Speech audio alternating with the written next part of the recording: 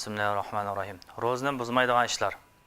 Birinchi yuyinish, ikkinchi tishlarni cho'tkilash, uchinchi ro'zani sundiradigan ishlarni kechida qilish, ya'ni kunduzda qilmaslik. To'rtinchi safarga chiqish. Bu yerda safarga chiqsam ro'za tutolmayotganman deb safarga chiqmaslikning hech qanday ahamiyati yo'qligi. Safarga ro'za tutolmaslikni bilib turib, chiqishning hech qanday gunoh emasligi nazarda tutildi. 5. Qursaqning ichiga yetib qolmaslik sharti bilan har qanday dori bilan davolanish va davolanish uchun ukol soldirish. 6. Chorasiz qolganda kichik bolalarga tomoq chaynab yegizish.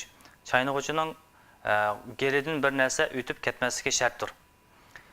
6. Xushpuroq narsa iste'mol qilish shundoqla purash.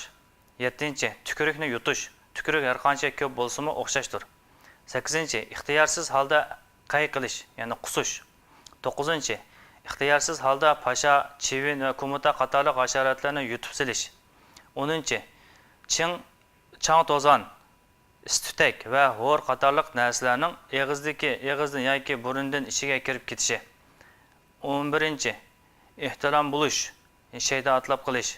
12. Untub qilib yeb ichish. Ya'ni untub qilib yeb ichib salg'anlarning ro'zasi haqida Abu Hurayra radhiyallohu anhudan rivoyat qilingan bir hadisda Payg'ambar sollallohu alayhi vasallam bunday degan: Ro'zlar odam esida yo'q bir narsa yeb solsa yoki bir narsa ichib solsa, ro'zni buzmay tutaversin.